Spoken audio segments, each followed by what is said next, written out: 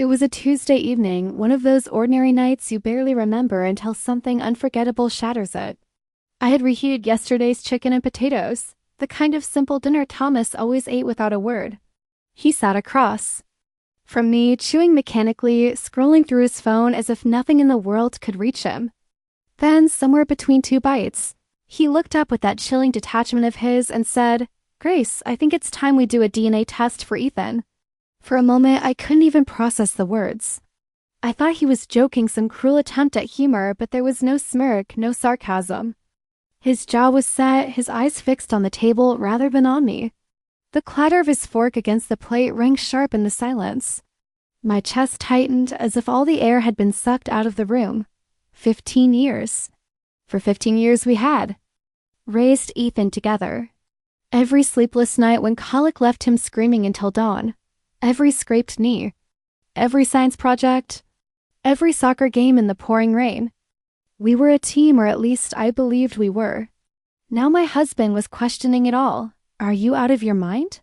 I forced a laugh, praying he'd crack a smile, admit it was nonsense. But he didn't. His face stayed still, carved in stone. The absurdity of it made me dizzy. I could still see him in that delivery room, tears streaking his cheeks the first time he held Ethan. Thomas never cried, not even at his mother's funeral. But he wept that day, clutching our newborn like the world had finally given him a reason to feel. I had held on to that memory like a lifeline. But now it felt like a trick. I didn't scream at him.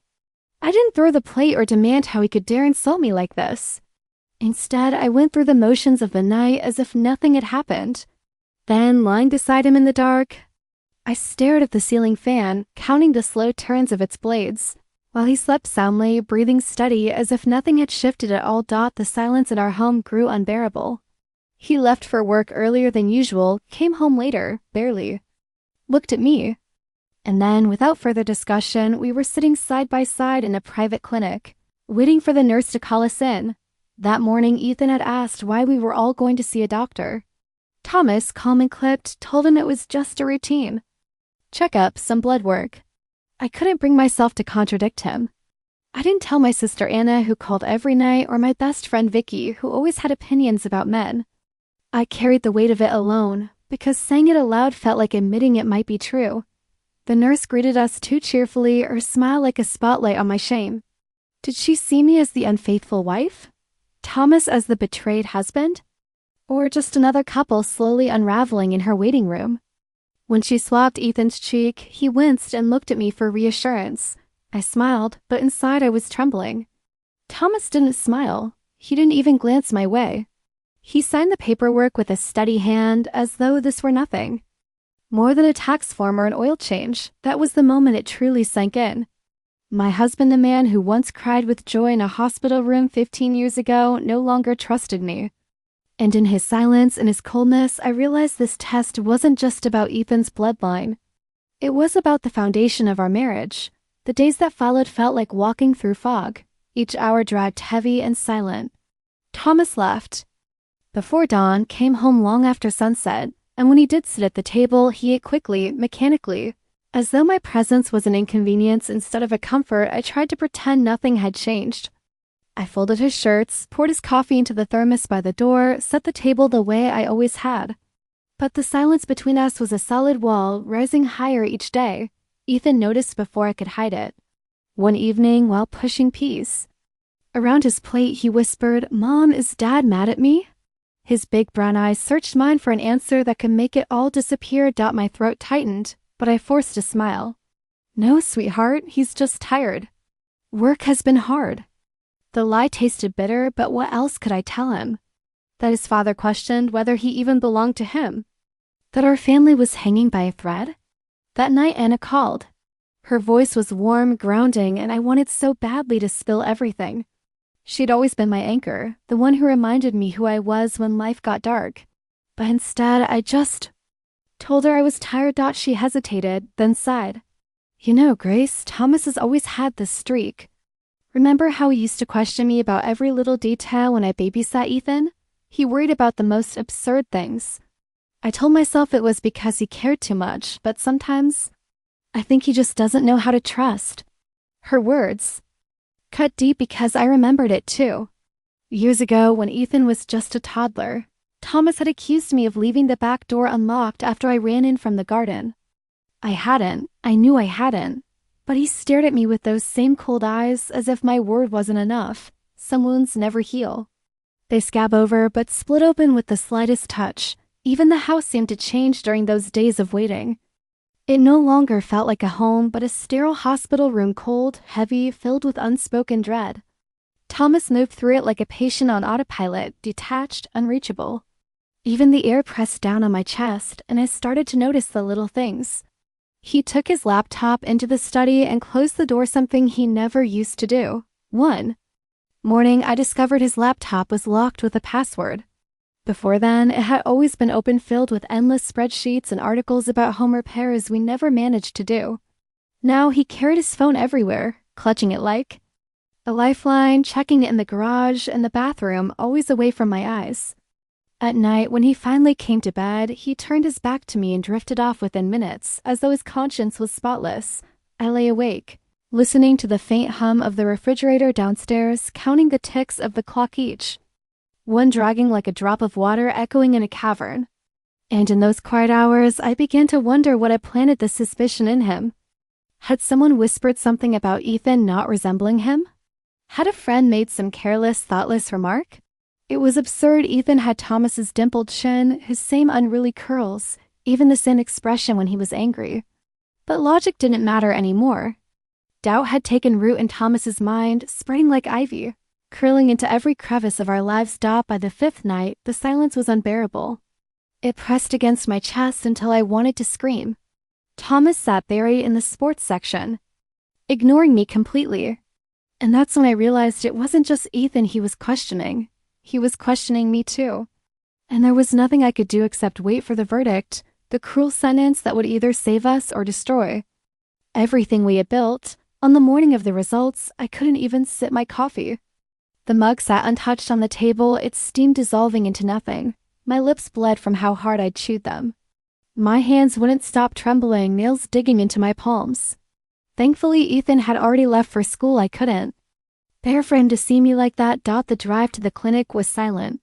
Thomas gripped the steering wheel so tightly his knuckles turned white. I sat rigid in the passenger seat, staring out the window as each familiar streetlight and corner blurred into nothing. My stomach twisted with every turn of the car. At the reception, the woman greeted us with a brightness that felt like mockery, as if we were just another set of anxious parents waiting for routine lab work. "Mr. and Mrs. Caldwell, please come in." My knees nearly gave way as we followed her down the sterile hallway and stepped into the doctor's office. He sat behind a large desk, glasses low on his nose, his face carrying the weight of news no one wants to deliver. Each shuffle of his folder echoed like the beat of a war drum in my chest. Finally, he looked up. "Are you both prepared to hear what I have to say?" Thomas didn't even blink. "Yes." His voice was steady, too steady. I managed a nod, though my throat had all but closed. The doctor tapped the papers with one finger. "According to the results, the probability of paternity is 0. Mr. Caldwell is not the biological father of Ethan." The words slammed into me like a hammer. For a moment, the room tilted and spun. My ears rang, my blood turned to ice. Beside me, Thomas leaned back in his chair, exhaling through his nose as if to say I knew it all along. I knew it. He muttered under his breath, but the doctor wasn't finished. His gaze shifted to me, and for the first time, I saw something in his expression that chilled me more than judgment. Concern. Urgent, professional concern. "There is more," he said carefully. "In addition to testing paternity, we routinely check the maternal DNA as a control." He paused, his voice tightening. "Mrs. Caldwell, Ethan is not biologically related to you either." Time stopped. My breath caught in my throat.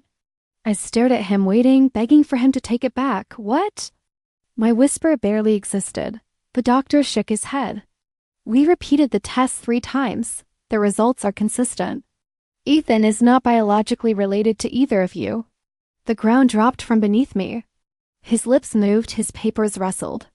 Thomas shifted in his chair, but I heard none of it. All I could hear was the hollow, thunderous echo of the truth. "Ethan, not mine." "Not even mine." Thomas shot up from his chair, pacing like a man unhinged. I knew something was wrong, he shouted. I knew it, and now look. His hands flailed in the air before his eyes turned on me, sharp and merciless. You had one job, Grace, one. And look what you've done to us. My mouth opened, but nothing came. What was there to say? I carried that boy. I had bled for him, held him against my chest, kissed every bruise, soothed every nightmare. And yet, a single piece of paper. Told my husband otherwise. By the time we returned home, the silence was heavier than any storm. Thomas slammed the guest room door shut, and I knew he wasn't coming back to our bed.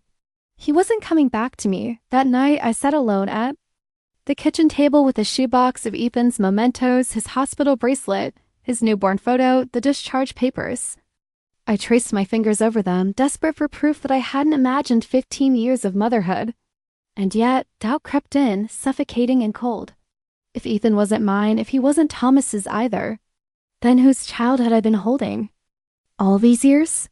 And then, like ice slashing through me, another possibility surfaced. What if there hadn't been a theft, but a mistake? What if Ethan had been swapped that night and the hospital switched with another child entirely? Hours later, when the house was quiet and Thomas hadn't returned from the guest room, I pulled the shoebox back down from the closet shelf. My hand shook as I spread its contents across the kitchen table under the dim light. Birth records, old photographs, fading documents. One picture stopped me cold. I was pale and exhausted from surgery, cradling Ethan in my arms. But behind me stood a nurse, young, blonde hair falling loose. A badge tilted awkwardly on her chest. Her eyes wide, startled as if she had been caught doing something she shouldn't. For years, I'd overlooked her expression, but now I couldn't stop staring at it. The longer I looked, the stronger the thought clawed at me. What if Ethan had been switched that night, not stolen? Not abandoned. Swapped in the chaos of the maternity ward. The next morning, with shaking hands, I dialed the hospital number printed on the back of the discharge papers.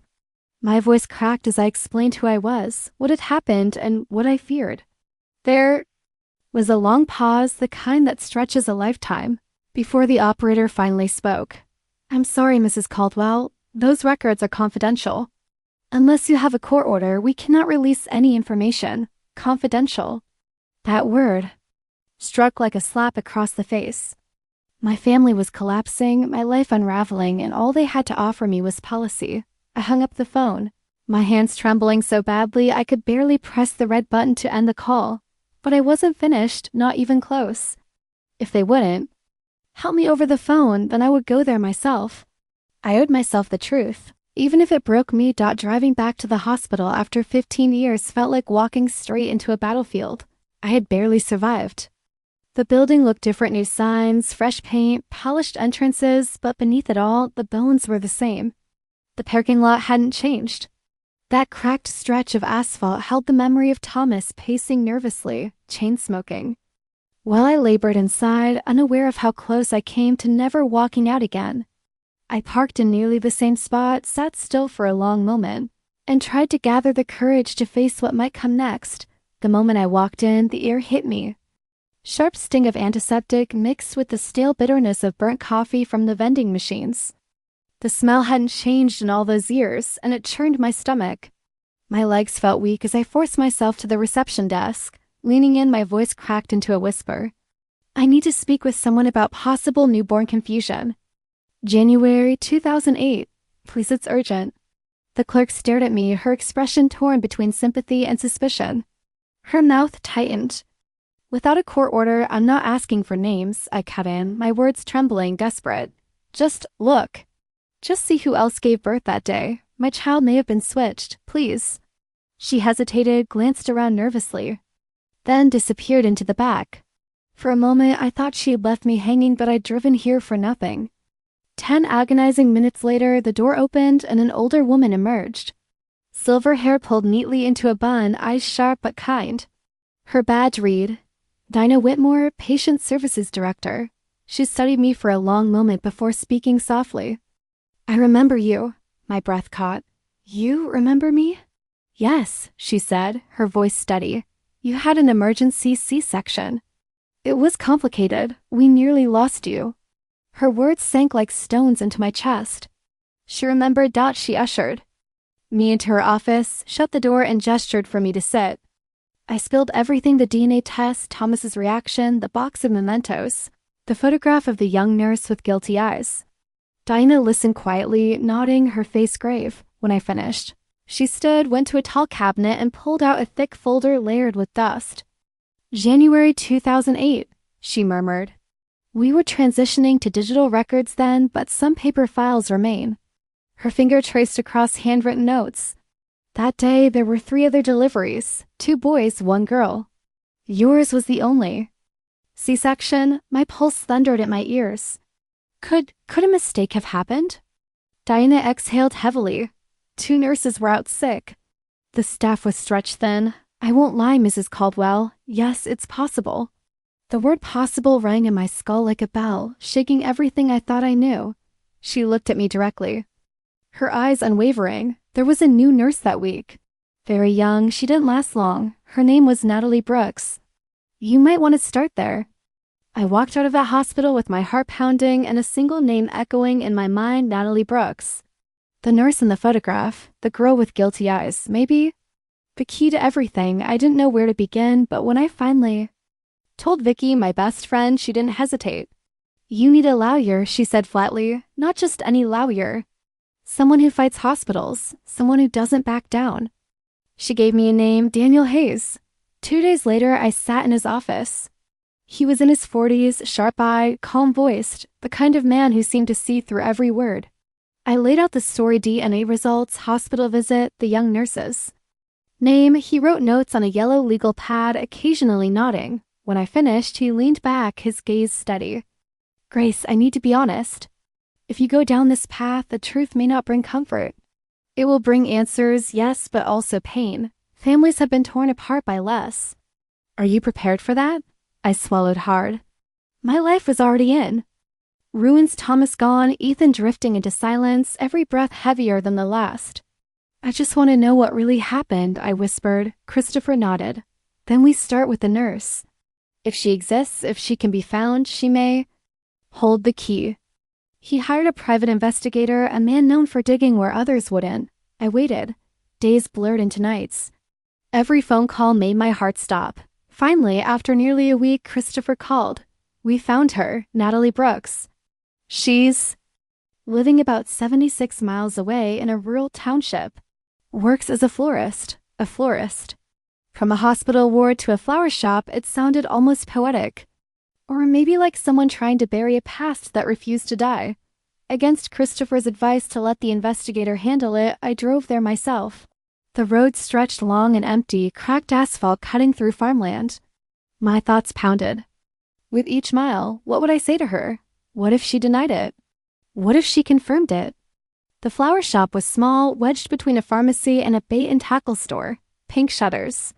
A painted sign with curling letters. The air outside was thick with the sweet scent of lily and eucalyptus. I pushed the door open. Behind the counter, a woman with blonde hair twisted into a messy bun looked up. For a moment she froze, then recognition flickered in her eyes.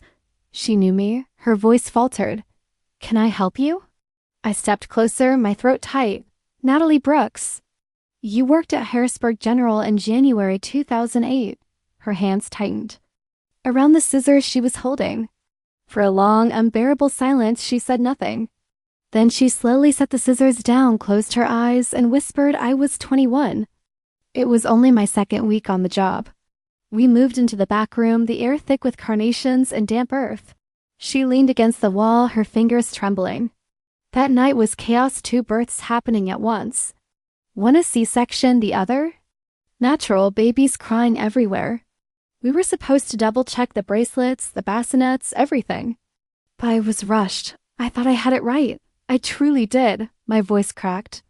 You switched them. Her eyes filled with tears. Not intentionally. But when I realized later, I went to my supervisor. She told me to keep quiet or I'd ruin families and ruin myself, so I left. I couldn't bear it. I stood there stunned, my heart pounding. All those years, all that love, and it had come. Down to a 21-year-old's exhausted mistake, but she wasn't finished. Her eyes lifted, searching mine. I remember the other mother. She had red hair tied back in a ponytail. Her husband worked construction. Her name was Monica. Monica Reed. The name carved itself into me like fire. For the first time, there was a direction to my search. And with it, the terrifying possibility that somewhere out there, another boy, my boy, had been living someone else's life all these years. The drive to Monica Reed's address felt like moving through a dream I wasn't ready to wake from. Christopher's investigator had given me the information, but it felt unreal to hold it in my hands.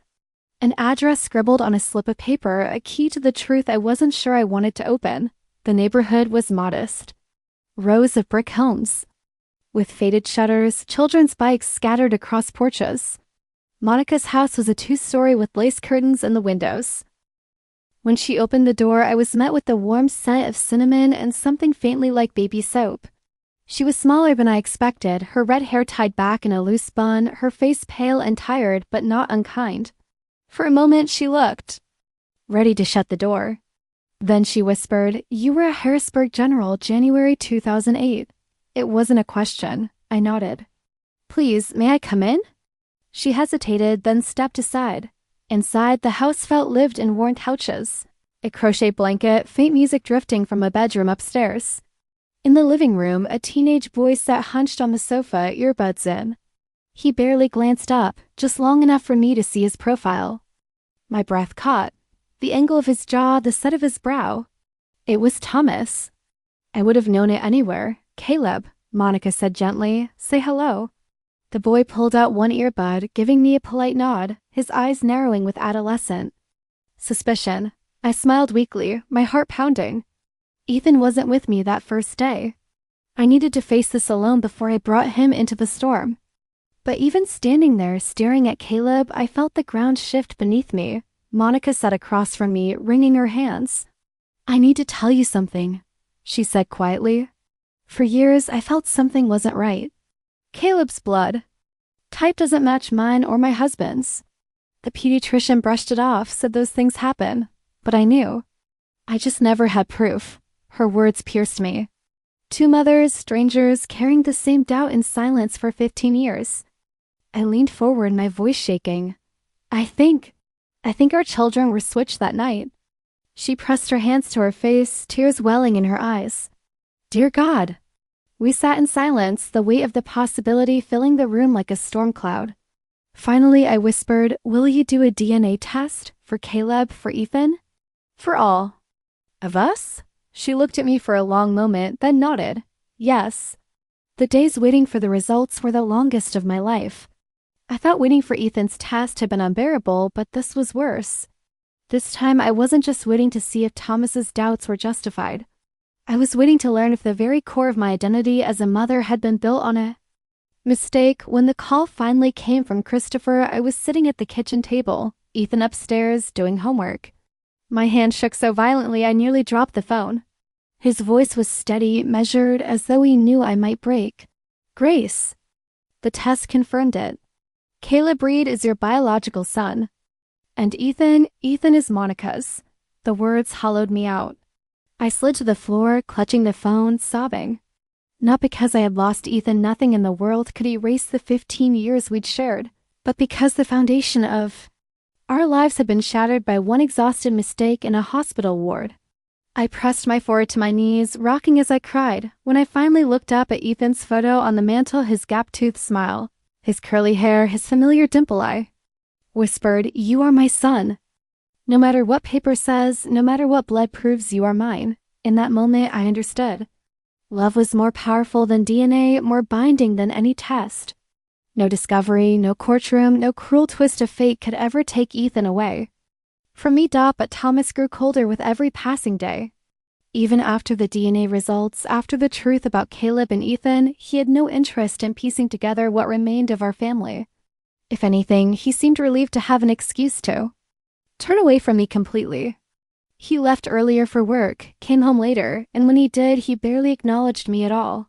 I tried to focus on Ethan, on holding him close, on reminding him that none of this changed my love for him. But even as I stayed strong for him, I couldn't ignore the gnawing suspicion that Thomas's distance wasn't only about the test results. Something else was happening. One afternoon, while paying bills, I logged into our bank account. I wasn't searching for proof of betrayal, I just wanted to distract myself, to feel some semblance of control. But the transactions glared back at me like flashing red lights. A hotel charge on the outskirts of town. Dinner for two at a restaurant I never set foot in. A florist receipt for a bouquet of roses I never received. My hands shook so badly I had to grip the edge of the table to keep from collapsing. That evening, I waited for him. When he finally walked through the door, tossing his keys on the counter. Like nothing was wrong, I asked, "Who did you buy the roses for, Thomas?" He froze, then scoffed. "Don't start, Grace. Don't start." My voice rose, trembling with fury. A hotel. A restaurant, flowers. Do you think I'm blind? For a moment, he just stared at me, weighing whether it was worth lying. Finally, he shrugged. "It doesn't mean anything." Something inside me snapped. The weight of 15 years of sacrifice, of raising Ethan while he doubted me, of standing by him through every cold shoulder, everything broke loose. I stepped forward, my hand striking his cheek before I even realized I'd moved. The sound cracked through the house. He staggered back, eyes wide with shock. My chest heaved, and I said through clenched teeth, "Don't you dare tell me it." "Means nothing. You want to talk about lies? About betrayal? You doubted me. You doubted Ethan, and when the truth came out, you ran. You've never been a father to him. Not by blood, not by action, and no, not even by choice." His jaw tightened, but he had no words. He grabbed his jacket and stormed out, the door slamming so hard the windows rattled. For 3 nights, he didn't come home. Ethan asked me where his father was, and I could only tell him the truth, the only truth I could bear to say. "He's not here." The words felt heavier than I expected, pressing down on both of us in the silence that followed. On the 4th day, a courier arrived at the door with an envelope. Inside was a divorce petition, neatly typed and coldly signed by Thomas's attorney. No phone call, no explanation, no conversation. Just a clipped signature at the bottom of the page, as though our life together had been nothing more than a business contract waiting to be dissolved. I sat at the kitchen table staring at those papers, and the tears came hot and unrelenting. It wasn't just the end of a marriage. It was the collapse of every dream I had once carried for love, for stability, for a family I thought would last forever. Yet, beneath the grief, I felt something I hadn't allowed myself to feel in years, a strange, fragile sense of relief. For the first time, I didn't have to walk on eggshells in my own home. I didn't have to measure every word against his. Temper didn't have to brace for the icy silences that could stretch for days. The man who had once stood beside me in a delivery room holding my hand had vanished long before these papers arrived. Now, at least, I no longer had to pretend he was still here. The day of the meeting came draped in gray skies, the kind that seemed to seep into your bones. Monica and I had agreed on a neutral place, the park by the river, a place where families usually gathered on weekends. It felt safer than either of our homes, less intimate, less threatening. But as Ethan and I walked down the gravel path, his hood pulled low over his forehead, his hands shoved deep into his pockets, I wondered if any place in the world could soften what was about to happen. Monica was already there, standing with Caleb. He shifted from foot to foot, lanky and restless, his hands buried in his jeans. His eyes flicked toward us, then quickly away, as if unsure whether he wanted to stay or bolt. My stomach twisted. 2 boys, both mine in different ways. Both strangers to each other, we stopped a few feet apart. No one spoke at first. The only sound was the crunch of gravel under our shoes and the distant laughter of other children who had no idea how fragile families could be, how easily they could break. Finally, Ethan turned to me, his voice small, uncertain. "Mom, what's going on? Why are we here?" My heart fractured. This was the moment I had dreaded from the day the doctor first uttered the impossible words. I knelt so that my eyes met his, my hands trembling as I reached for him. "Ethan," I whispered, my voice unsteady. 15 years ago when you were born, there was a mistake at the hospital. A terrible mistake. The DNA test showed something I never imagined. You're not my son by blood, but you are my son in every way that matters. Nothing can ever change that." His face went pale, his eyes blinking rapidly as if the world had tilted beneath him. "Not your son? What are you talking about? You raised me, you're my mom." "Yes," I whispered, tears blurring my vision. "I am your mom. I have been Your mom every single day of your life. Blood doesn't change that. He pulled back, shaking his head. His voice cracked when he spoke. Then what am I? Who am I? The words sliced through me like glass. Caleb shifted uneasily, glancing from me to Monica. He wasn't smug, wasn't angry, just bewildered, as though he had been dropped into a story he never asked to be part of. So, she's my mom. He muttered, jerking his chin toward me. Monica touched his arm gently. By birth, yes. But I've raised you, Caleb, just like Grace has raised Ethan. None of that disappears. None of it? The boys stared at each other for the first real time, really looked. And in that moment, I saw the resemblance, subtle but undeniable. The angle of Caleb's brow, the way Ethan's mouth twisted when he was upset. Two halves of a puzzle scattered for 15 years, finally brought together, but Ethan couldn't see it. Not yet. He turned away, shoulders hunched, fists shoved deeper into his pockets. So I'm not yours, not Dad's, I'm nobody's. My chest broke open. No, Ethan, you are mine. Paper can't erase the years we've lived together, the love we've shared. You are my son, always. But he wouldn't look at me.